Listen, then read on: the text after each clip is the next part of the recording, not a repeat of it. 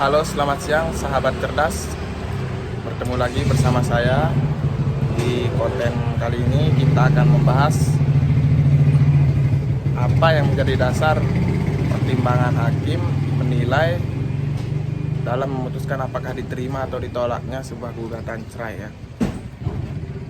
Kemudian setelah perceraian itu apa saja syarat-syarat serta tata cara dalam pengajuan pembuatan akta cerai.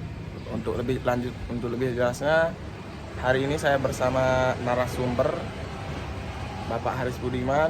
Jadi beliau ini adalah seorang pengacara atau advokat yang sudah berpengalaman bertahun-tahun di bidang litigasi maupun non litigasi, khususnya perceraian. Apa saja yang menjadi pertimbangan hakim dalam menentukan ditolak atau diterimanya sebuah gugatan perceraian? Begitu kurang lebihnya, Pak. Ya, oke. Jadi dasar pertimbangan hakim yang pertama pembuktian ya. Jadi pembuktian itu harus memenuhi syarat materialnya ya. Kemudian syarat formilnya juga. Jadi syarat formil itu kan maksudnya prosesnya ya. Proses di dalam melakukan pengajuan gugatan ya, sampai saat persidangan itu. Jadi itu semuanya harus dilalui. Kemudian syarat materialnya adalah alat-alat buktinya itu ya, alat buktinya. Maka penilaian hakim itu adalah yang pertama, apakah alat bukti itu sudah memenuhi atau sudah cukup bukti. Nah, di antaranya adalah karena yang diajukan ini adalah gugatan perceraian, maka syarat pertama itu sebagai alat bukti adalah akte perkawinan.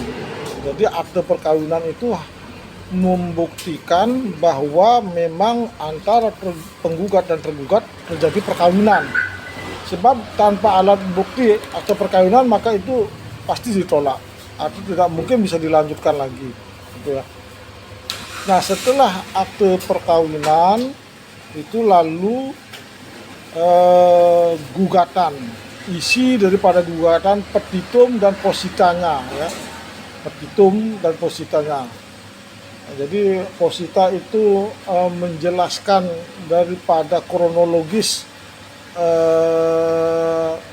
atau permasalahan yang diutarakan di dalam isi gugatan tersebut. Kemudian petitum itu adalah harapan yang diinginkan oleh penggugat. Tentunya yang diinginkan adalah perceraian ya. Maka di sana harus dijelaskan bahwa memutuskan agar hakim pertama mengesahkan perkawinannya, kemudian mengesahkan dalam artian menganggap sah, kemudian yang kedua baru ada alasan untuk bercerai, yaitu di positanya ya. Jadi di situ harus dijelaskan apa yang menjadi dasar perceraian itu, karena ada di dalam Undang-Undang Nomor 1 Tahun 1974 itu ada 7 dasar hukum seseorang bisa mengajukan gugatan ya. Di antaranya saya langsung sebut penzina bagi laki-laki, pemabuk, penjudi yang sudah akut, yang sulit untuk disembuhkan, kemudian apabila seseorang menjalani hukuman yang ancamannya di atas 5 tahun, nah kemudian langsung saja yang paling sering dijadikan dasar adalah terjadinya percekcokan yang terus-menerus yang sulit diharapkan untuk bersatunya kembali. Jadi dasar-dasar itu yang menjadi dasar ya, hakim untuk memutuskan. Kemudian selanjutnya adalah alat bukti yang lain, seperti kalau dia punya anak, pasangan tersebut, akte kelahirannya ya, kemudian KTP penggugat ya, kemudian selanjutnya adalah saksi-saksi. Ini yang sangat penting juga. Jadi saksi yang diajukan di dalam persidangan dari penggugat itu ya, minimal 2 orang saksi. Minimal 2 orang saksi yang diajukan. Cewek atau cowok, Pak? Boleh saja ya, di dalam pengadilan itu boleh saja cewek atau cowok sama nilainya. Itu yang dimaksudkan dengan hadirnya saksi itu adalah bahwa mengetahui dengan terjadinya perkawinan yang dilangsungkan oleh dua pihak penggugat dan tergugat, dan mengetahui terjadinya percekcokan atau perselisihan yang terus menerus atau semakin membesar tersebut. Jadi saksi-saksi itu harus bisa menjelaskan di sana. Tentu disumpah dulu, ya.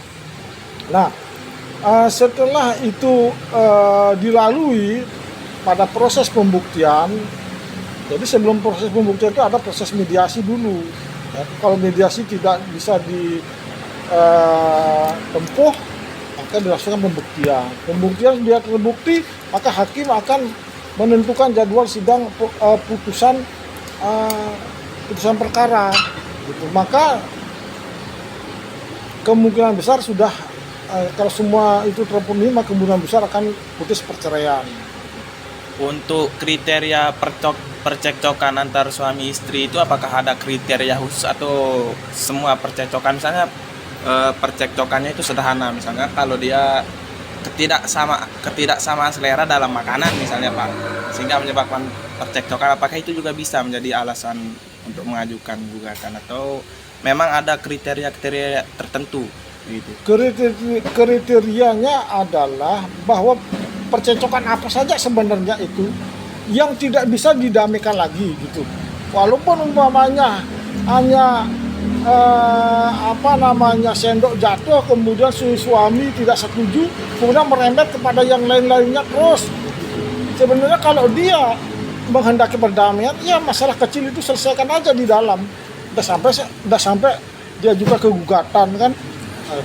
Kalau sudah sampai antar pihak mengajukan gugatan, berarti sudah tidak ada perdamaian lagi. Di situ kan penilaian hakim. Berarti dia walaupun masalah kecil terus terjadi percekcokan, ya, dan sulit sehingga efek pengaruhnya kepada anak-anak. Maka disitulah pentingnya saksi yang menyaksikan gitu.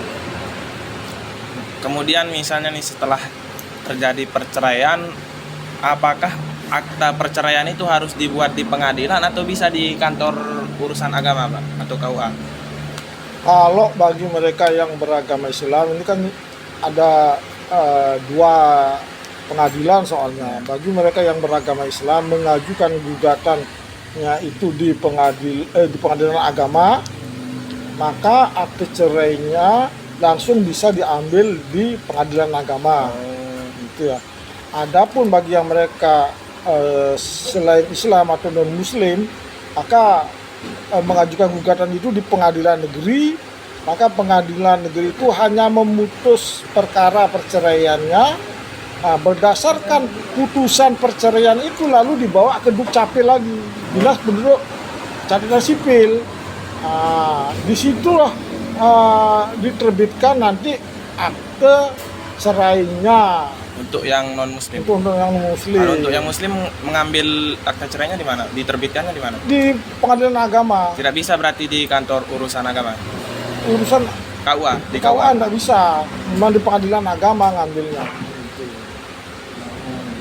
Ya itu juga harus prinsipalnya sendiri atau kalau dia penggugatnya sendiri yang mengambil. Kalau tergugatnya lah yang mengambil gitu. Dia bisa diwakilkan kalau berdasarkan adanya surat kuasa gitu. Oke, jadi itu guys. Mungkin kalau ada pertanyaan bisa kalian kembangkan di kolom komentar. Sampai jumpa di konten selanjutnya. Salam cerdas.